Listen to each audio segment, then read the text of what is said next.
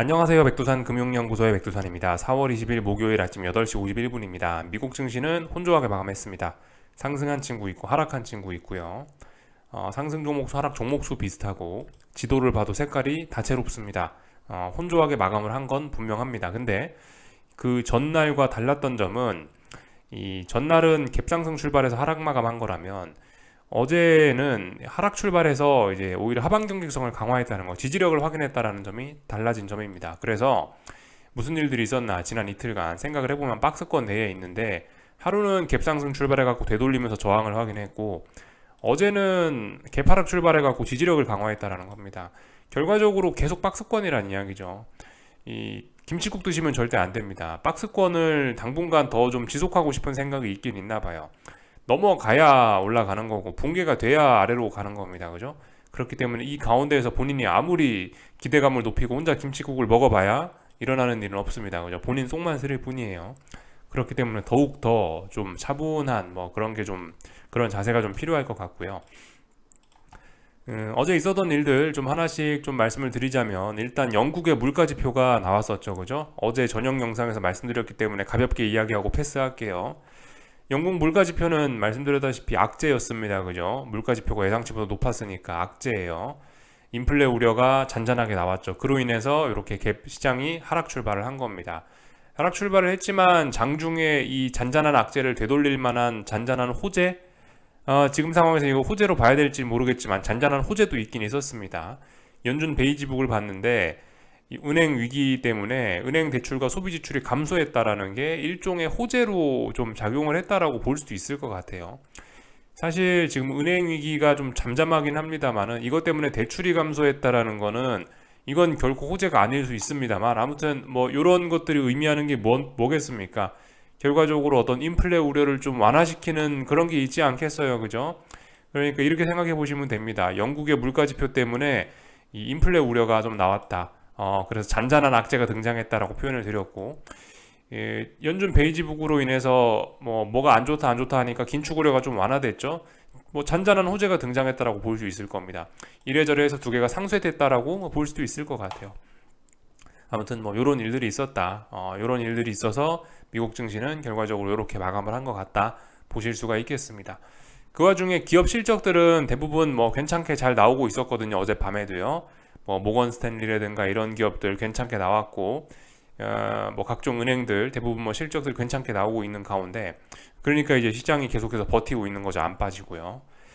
근데 이제 조금 전에 테슬라 실적이 발표가 됐는데 테슬라는 실적이 예상에 비해서 좀 부진했습니다.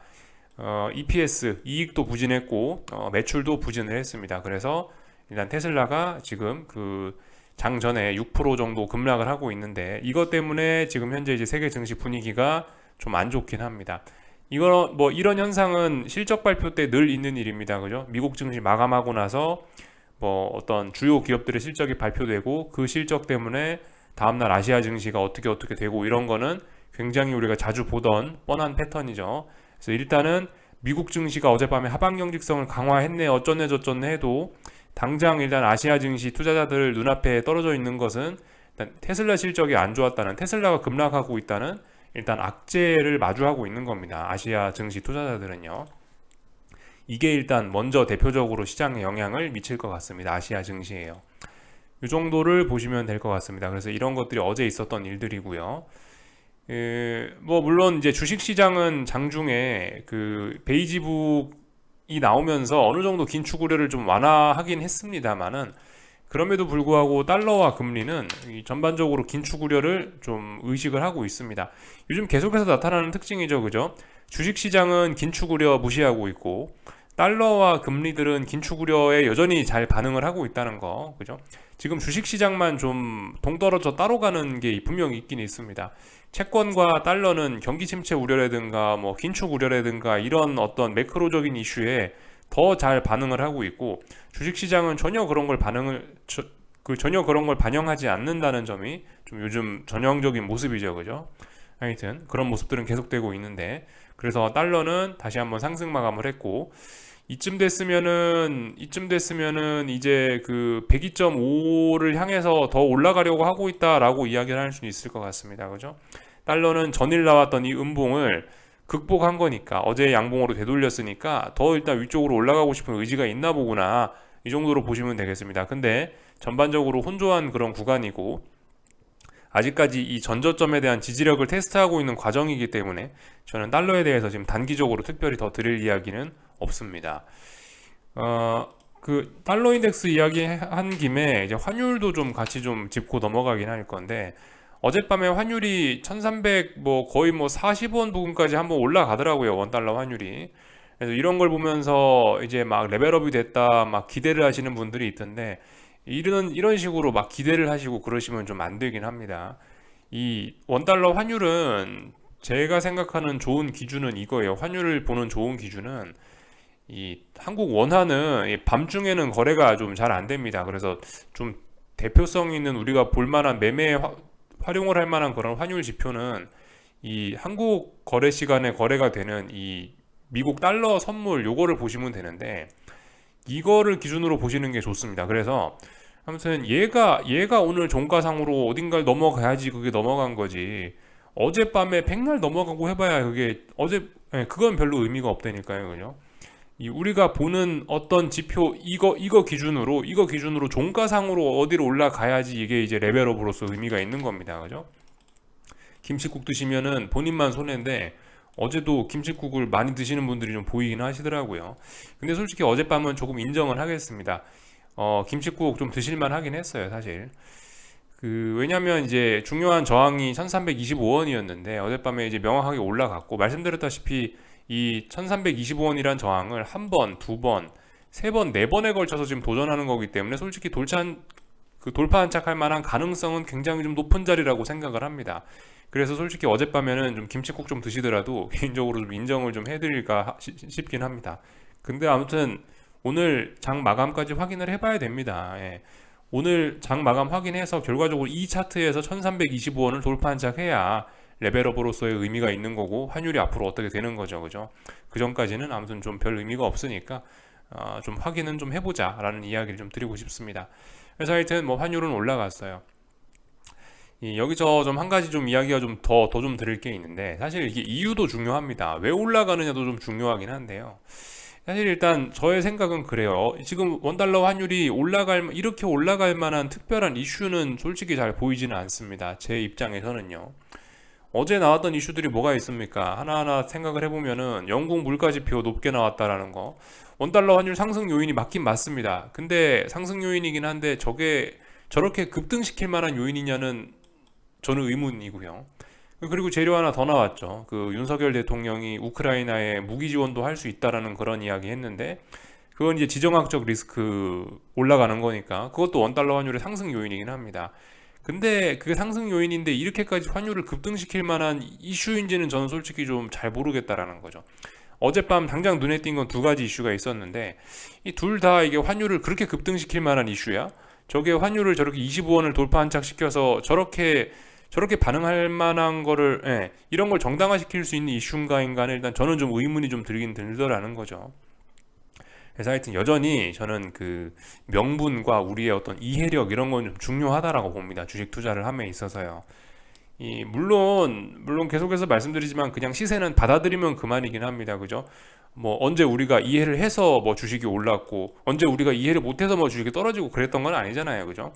주식시장은 원래 그냥 무심하게 지 혼자 올랐다 지 혼자 내렸다 합니다. 그죠? 이 안에서 이제 우리가 이 시세를 이해할 수 있냐 없냐는, 그거는 이제 사실 별개의 문제일 수 있어요.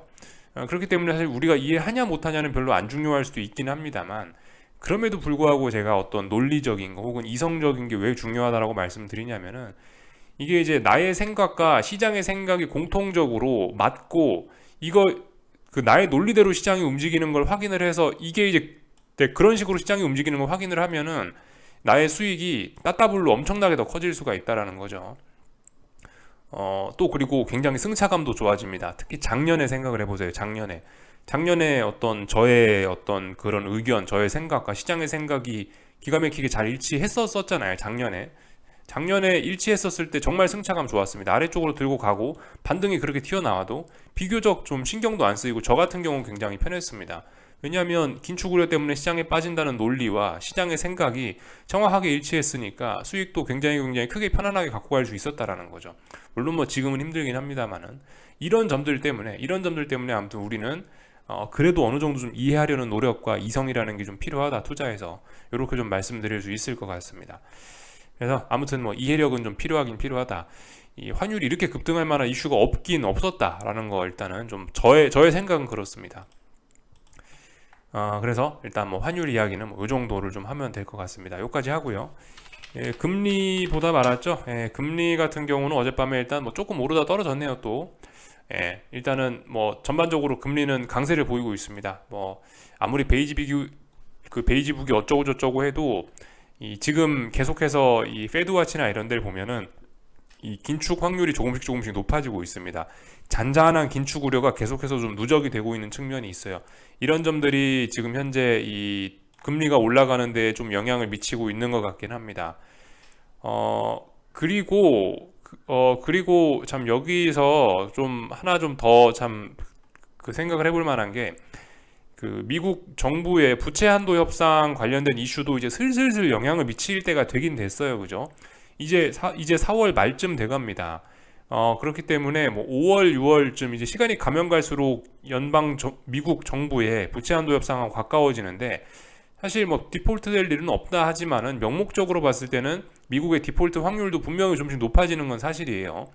그로 인해서 이 미국 채권에 투자하는 그죠? 미국 채권 매수세가 좀 약해질 수 있고 그로 인해서 금리는 조금 더 올라갈 수 있습니다. 사실 지금 좀 재밌는 게 어느 순간부터 지금 금리가 단기적으로 좀 올라오는 흐름을 좀 타고 있는 것 같긴 해요. 그러니까 한동안 여기서부터 이렇게 빠질 때는 은행 위기와 경기 침체 우려 때문에 금리가 쭉쭉쭉쭉 빠져서 하락 추세로 전환은 시켜놨는데요. 일단 전환된 건 맞는데 하락 추세는 맞긴 맞는데 근데 또 분위기가 지금도 단기적으로 보니까 또 금리가 또 계속 올라오는 또 그런 분위기가 또 조성이 되고 있습니다. 방금 말씀드렸던 그러한 재료들이 활약을 함으로 인해서 다시 찾아온 잔잔한 긴축 우려와 미국 연방 정부의 어떤 디폴트 가능성 이런 걸로 인해서 금리는 또 조금씩 올라가고 있는 뭐 이런 모습이에요. 그래서 하여튼 그 하락 추세이긴 하락 추세이나 이 보니까 지금 당장 금리가 급격하게 떨어질 것 같지는 않아 보입니다. 그렇기 때문에 채권 투자하시는 분들은 여기에 맞춰서 좀 적당히 좀 투자 계획을 좀 짜시는 게 좋지 않을까 싶긴 합니다. 물론 금리는 하락 추세이기 때문에 반등시 매도 전략이죠, 그죠? 채권 투자하시는 분들은 여전히 눌림시 매수, 그죠? 채권은 금리가 이렇게 올라가면은 매수해주는 그 눌림시 매수가 정석이긴 합니다. 왜냐하면 금리 하락 추세이기 때문에 그리고 채권 가격은 이렇게 상승 추세이기 때문에 눌림시 매수가 맞긴 맞죠. 예, 이렇게 생각을 하시면 될 것 같습니다. 그래서 어제 뭐 잔잔한 긴축 우려가 계속되고 있다. 그래서 금리와 달러가 요즘에 좀 비교적 강세를 보이고 있다라는 이야기 드렸고요. 달러도 강세를 보이고 있다. 이런 이야기들 좀 드렸고 주식시장 이야기했죠. 주식시장 조금 좀 더 좀 잠깐 몇 가지만 살펴보자면 변동성 지수 같은 거 보시면 계속해서 죽고 있습니다. 왜 죽냐? 당연하죠, 그죠? 변동성 실제로 죽으니까 안 움직이잖아요, 요즘에. 어제 종가, 오늘 종가 똑같습니다. 사실상 0.01%만 안 빠진 거고 0.03%만 안 오른 거니까 어제의 종가와 같습니다. 시장이 안 움직인 거라고요, 결국은요. 그럼 변동성 지수는 또 줄어듭니다. 그래서 계속해서 죽고 있습니다. 변동성 지수는 당분간 그래서 지금 일단 지지력이 뭐 잘 보이지는 않습니다. 그렇기 때문에 일단 계속 떨어질 수 있다. 변동성 지수 떨어지는 사이에 시장은 안정될 수 있다는 것도 분명 사실입니다. 이런 건 시장이 좀 안정화됐다라는 걸 보여주는 좋은 지표일 수 있어요. 그렇기 때문에 빅스 투자자 지금은 거의 안 계시겠지만 세금 문제 때문에 이거 올라가는 거는 좀 시간이 걸릴 수 있어 보인다. 이 정도 이야기 드리면 될 것 같고요. 그리고 애플 보시면 또 잘 올라가고 있습니다. 그죠? 애플 잘 올라가고 있기 때문에 이런 거를 봐도 지금 일단 시장이 강한 걸 알 수 있습니다. 애플 잘 보셔야 됩니다. 하여튼 애플 이런 식으로 고점과 고점을 연결한 이런 선들 그어 놓으시고 지금 이 거대한 하락 추세의 박스권 상단 자리에 거대한 하락 추세에 추세선 상단 자리에 지금 이 애플 주가가 거의 다가왔거든요. 이 자리에 무거운 저항이 있는 셈인데 이제 이 자리의 싸움이 어떻게 되나 우리는 좀 주목해서 볼 필요가 있습니다. 그래서 애플 이야기를 좀 드려봤고요. 은행 이슈 좀 몇 가지만 좀 점검을 하자면은 지금 어젯밤에 미국 증시 흐름들 보시면은 자 여기 금융주들 중에서 어제 보시면 가장 문제가 되는 이 지역은행들의 주가가 크게 급등을 한 사건이 있었습니다. 어제요. 어제 보시면 대형주들은 좀 많이 떨어졌죠. 대형주들은 별로 많이 떨어진 게 아니고 별로 안 좋았죠. 실적이 지금까지 좋았음에도 불구하고 별로 일단 안 좋은 모습 보여주고 있고, 어제는 지역은행들이 많이 올랐단 말입니다. 이 왜 이런지 좀 우리가 좀 생각을 할 필요가 있는데, 어제는 웨스턴 얼라이언스라는 지역은행이 실적을 발표했는데 거기서 이런 내용이 있었대요. 예금이 다시 좀 돌아왔다라는 게 어제 그 실적과 더불어서 요런 내용이 써 있었다라고 합니다. 일부 예금이 다시 돌아왔다라는 소식 때문에 지역은행들의 전반적인 투자 심리가 개선됐다라고 볼 수가 있겠죠. 그것 때문에 지금 시장이 그것 때문에 지역은행들이 2%대에 급등을 한 겁니다. 그러니까 이게 뭐예요? 지금 실적도 물론 중요합니다만은 실적보다 더 중요한 건 결과적으로 은행에 있어서 가장 중요한 건 예금이다. 예금이 돌아오느냐 안 돌아오느냐가 이렇게 중요하게 영향을 미치고 있다라는 것을 우리가 좀 알긴 알아야겠습니다. 그렇지만 이제 뭐 이런 은행들은 뭐 예금이 일부 좀 늘었을 수도 있지만은 그래도 전반적으로 이 아직 은행들의 신뢰는 맛이 가 있기 때문에 예금 인출 그리고 MMF로의 돈 쏠림 이런 것들은 좀 계속해서 좀 진행이 되고 있는 그런 상황입니다. 그리고 이 은행들이 돈을 안 꿔주려고 하는 그런 모습들도 계속해서 나타나고 있죠. 그래서 관련된 좀 지표들을 좀 몇 가지 좀 더 보자면은 뭐 이런 모습들이 있다. 요게 이제 제가 말씀드린 내용인데요. 뱅킹 크라이시스 그러니까 은행 위기 때문에 크레딧 크런치가 나타난다. 그러니까 신용이 뭐 좀 짜부라든다 이렇게 표현할 수 있을까요? 하여튼 뭐 신용이 타이트해지고 있다 이런 표현을 들었죠. 그리고 이렇게 신용이 타이트해지면 결과적으로 어떤 회사들이 망할 수밖에 없다라고 이렇게 써 있는 겁니다. 이 논리를 잘 이해하셔야 되겠고요. 이게 결과적으로 금융위기로 가는 어떤 정석적인 그런 길입니다. 은행 위기는 일단 터졌고 신용이 짜부라들기 시작했단 말입니다. 이미 그죠? 그래서 이런 것들이 여러 가지 이렇게 지표들로 나타나고 있어요. 그래서 보시면은 뭐 신용이 이렇게 확실히 감소를 하면서 뭐 사람들이 돈을 빌리기 어려워지고 있다. 그래서 뭐 중소형 기업들이 돈을 빌리기 어려워지고 있다라는 걸 보여주는 수치가 뭐 이런 식으로 나타나고 있다라는 겁니다. 그렇기 때문에 아직도 이 은행 위기는 끝나지 않았다라고 보는 게 맞지 않겠냐. 지금 크레딧 크런치하는 이런 과정이 계속해서 이어지고 있고, 물론 뭐 일부 은행의 예금이 뭐 다시 이렇게 돌아왔다고는 하지만 여전히 이런 신용의 크런치는 계속되고 있는 겁니다. 그렇기 때문에 일단 조금 더 긴장을 하면서 지켜볼 필요는 있을 것 같아요. 예금도 계속해서 빠져나가고 있는 건 사실입니다. 몇몇 은행은 늘었을 수 있지만 이 프레드의 자료에 따르면은 모든 상업은행의 예금이죠. 예금은 엄청나게 빠른 속도로 줄어들고 있다. 퍼센트 체인지니까 그죠? 작년에 비하면 어마어마한 속도로 여전히 줄어들고 있다는 거. 예금은 계속해서 빠져나가고 있다라는 거 생각을 해봐야 되겠습니다. 은행 사업에서 예금이 가장 중요한 자금원이잖아요. 그죠? 은행 사업을 하면서 예금이 저렴한 자금 조달원이기 때문에 은행들이 영업하는데 큰 도움을 주는 건데 예금이 빠져나가고 있다는 거, 여전히 빠져나가고 있다는 거는 어쨌든 심각한 문제가 아닐 수 없다. 그런 점에 집중을 하자라는 이야기를 좀 드려봤습니다. 그래서 거의 다 이야기를 드렸고 참 한 가지만 참 더 보고 넘어가자고요. 요즘에 확실히 달러의 패권이 조금씩 약해지는 그런 것들이 좀 보이긴 합니다. 그죠? 심지어 그래서 22 총재가 지난 17일 날 이런 이야기까지 했대요. 달러의 기축통화 지위를 더 이상 당연하게 받아들여서는 안 된다라는 뜻이다라는 발언을 했다라고 합니다. 이 정말 아무튼 심각한 발언일 수가 있는데요. 그래서 하여튼 여러 가지 좀 불안감들이 좀 계속되고 있죠. 어제 제가 보여드렸던 것처럼 워렌 버핏이 어떤 지정학적 리스크를 이야기한 것처럼 지금 달러의 패권까지 위협을 받고 있습니다. 이런 상황에서 세계 정세가 굉장히 복잡하게 돌아갔던 역사가 상당히 많은데요.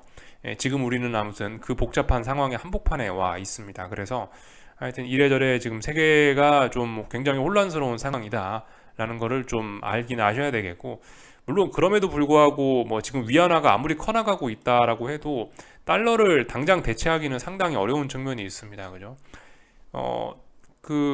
하여튼 뭐 한번 생각을 해보세요. 여러분들 중국 위안화가 달러화를 대체를 하려면 넘어야 되는 산들이 굉장히 많죠. 뭐 예를 들면은 중국 공산당에 대한 뭐 신뢰 이런 것도 있고, 아니면 뭐 군사력적인 이런 측면도 있는 거고, 뭐 여러 가지 측면에서 하여튼 저의 생각은 그래요. 일단 최소한 제가 죽을 때까지는 저는 달러의 세상에 살 것 같다라는 생각을 하고 있긴 한데요.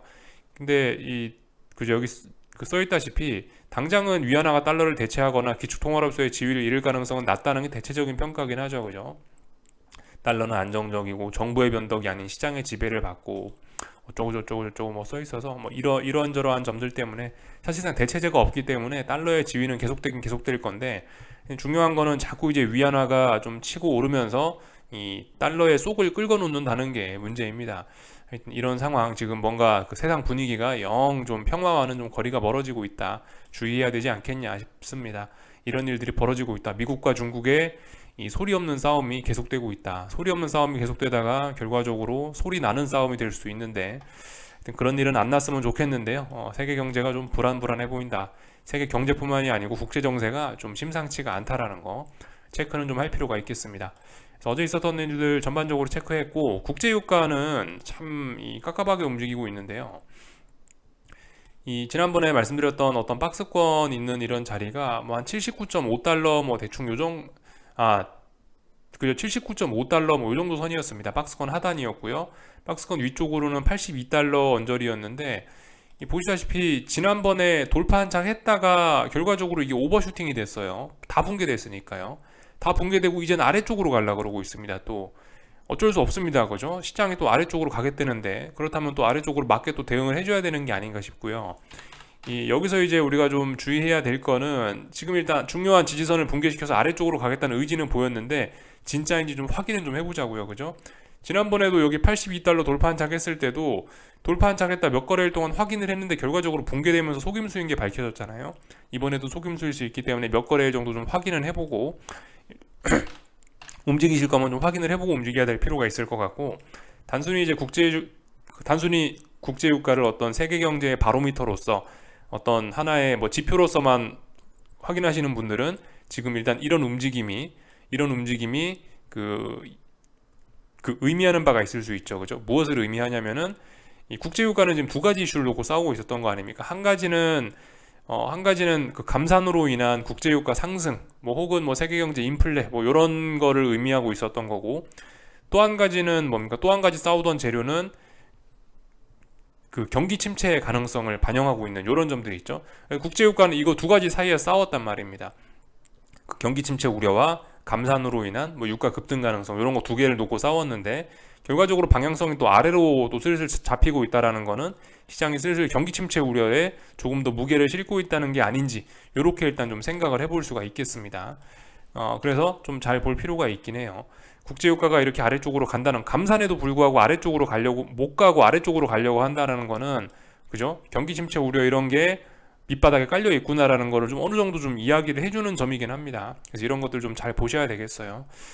물론 뭐 다양한 이유가 있습니다. 어젯밤 유가가 하락한 건 뭐 달러가 강했기 때문에 하락했을 수도 있는데, 아무튼 중요한 거는 국제유가는 지금 국제유가는 최소한 일단 올라가는 데는 좀 굉장히 좀 제동이 걸린 이런 모습인 것 같고, 이런 게 경기 침체를 반영할 수도 있다라는 거를, 뭐 당장은 아니지만 경기 침체의 가능성을 어느 정도 반영하고 있다라는 것도 우리가 알고는 넘어가야 된다, 이렇게 말씀드리면 될 것 같습니다. 그래서 어제 해야 될 이야기들은 좀 어제 있었던 일들은 다 이야기를 한 것 같고, 오늘 한국 증시 뭘 봐야 되겠습니까? 일단 그 환율 일단은 그 25원 돌파 한창하는지 그 싸움 보시면 되겠습니다. 그죠? 환율이 굉장히 중요한 요소인 거는 틀림없습니다. 그렇기 때문에 환율 잘 보셔야 되는 게 맞긴 맞는데, 하여튼 그 김치국물, 그 계속해서 말씀드리지만 아직 넘어간 게 아니라고요. 그죠? 김치국 마시면 안 되고, 이제 25원이라는 자리가 진정하게 진짜 돌파 한창 되는지 잘 봐야 됩니다. 이렇게 될 수도 있는 거잖아요. 지난번엔 나스닥처럼 돌파 한창 해놓고 나서 못 가고 옆으로 벨벨벨 길 수도 있는 거잖아요. 그죠? 이런 일들이 생길 수도 있기 때문에 김치국 먹으면 안 되고, 일단 돌파 한창 했고, 일단 완전히 돌파 한창 했고 계속해서 달리는지 이런 여부 좀 계속 지켜봐야 된다라는 겁니다. 그래서 이런 점들, 위에 저항 테스트 좀 잘 봐야 됩니다. 참고로 그 환율은 말씀드렸죠. 여기를 돌파 한착하면은 이제 위쪽에 저항이 별로 없다라는 거 말씀드렸습니다. 그렇기 때문에 이 자리만 돌파 한착하면 몇십 원씩 텀벙텀벙 오를 수 있다라는 거 생각해 봐야 되겠고, 환율이 오른다면은 그 심상치 않은 뭔가 그런 일들이 생길 수 있죠. 환율이 이게 조금씩 오르는 거는 주식시장과 별 상관이 없을 수 있으나, 환율이 왕창 오르는 건 주식시장도 무시하기는 어려울 겁니다. 그죠? 그렇게 생각해 볼 수는 있을 거예요. 근데 아직 환율이 왕창 상승할 그런 때는 아닙니다. 아직은요. 왜냐하면 저항 테스트 하고 있기 때문에. 이 정도 말씀드리면 될 것 같고, 또 그리고 아직까지 환율이 뭐 혹은 주식시장이 급락할 만한 그런 이슈도 잘 없긴 합니다. 그렇기 때문에 좀 아직 김치국 마시면 안 된다라는 이야기 좀 드리고 싶고요. 오늘 확실히 그 한국 증시는 테슬라의 영향을 받아서 일단은 하락 출발하는 것 같긴 합니다. 근데 말씀드렸다시피 아직까지는 이것들이 대부분 보면은 기간 조정에 해당하는 거라는 걸 일단 잊으시면 안 됩니다. 사실 그게 정석이긴 합니다. 대략적으로 보시면 이 정도 선에서 기간 조정을 하고 있는 거지 않습니까? 코스닥은 어때요? 코스닥도 지금 보시면 이 정도 선에서 이 정도 선 혹은 이보다 조금 더 넓은 선에서 거의 한 이 정도 되는 선에서 어떤 기간 조정, 박스권 형성 중인 거란 말입니다. 그러니까 박스권을 완전히 붕괴시켜야 이제 아래쪽으로 가는 거고 그런 거죠, 그죠? 그러니까 이런 상황에서 박스권 내에서 이런 식으로 개파라 가면은 오히려 장중에 저점 매수세를 불러올 수도 있다라는 거. 사실 양봉 나오는 게 자연스러운 일일 수도 있어요. 그래서 이런 점들은 좀 우리가 좀 투자하면서 고려를 해야 되겠다라는 거 생각할 수 있겠고. 아무튼 근데 이 오늘 하락할지 뭐 상승할지 모르겠습니다만 분명히 이제 이런 오늘의 이런 개파락 이런 걸 보면서 우리가 할 수 있는 생각은 일단 상승은 멈췄다, 그죠? 이런 거는 일단 우리가 확인을 할 수 있겠습니다.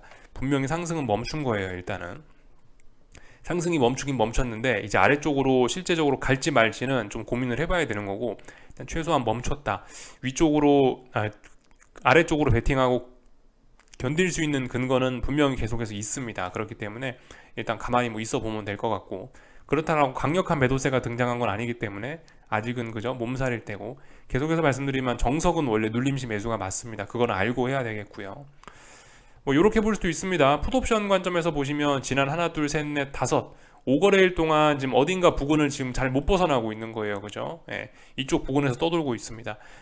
자칫 잘못하면 급등하면서 시장이 폭락할 수도 있는 거죠, 그죠? 그런 생각 해볼 수 있는 건데, 근데 일단 분위기상 오늘은 최소한 아닌 것 같습니다, 그죠? 그래서 일단 풋옵션들이 이런 자리를 떠나는지 안 떠나는지 좀 잘 보면 될 것 같고, 콜옵션은 볼 것 같고요, 그죠? 하여튼 뭐 이런 식으로 보면 될 것 같다. 변동성은 좀 감소할 수도 있습니다. 아무래도 뭐 지금 같은 상황에서요. 시장이 막 달리다가 안 달리니까 멈춰버리니까 변동성은 일단 좀 감소할 수 있다. 그런 거는 일단 좀 생각해 놓으셔야 되겠고요. 그렇게 변동성이 감소하고 어쩌고저쩌고 하는데도 불구하고 풋옵션이 지금 이 근처에서 잘 버티고 있다는 건 사실 굉장히 놀라운 일이 아닐 수 없습니다. 이런 측면에서도 좀 시장을 볼 필요는 있다라는 거 좀 말씀을 드렸고요. 나머지는 뭐 특별히 할 말 없는 것 같습니다. 그죠? 삼성전자도 아직 중요한 지지선 안 깼고요. 하이닉스는 그냥 잘 빠지고 있고, 하여튼 뭐 다 그런 상황이에요. 에코프로 친구들도 지금 잘 버티고 있기 때문에 아직은 뭐 방향이 전환되니 그런 이야기는 하면 안 됩니다. 그죠? 그냥 입 다물고 가만히 있으면 됩니다. 어떠한 기대감도 필요 없고 그냥 가만히 지켜보시면 될 것 같습니다. 당분간은요. 아직 명확한 재료도 없고 신호도 나타나지 않았고 뭐 그런 상황이니까요. 여기까지 하겠습니다. 궁금한 거 리플 남겨주시고 오늘 저녁에 뵙도록 하겠습니다.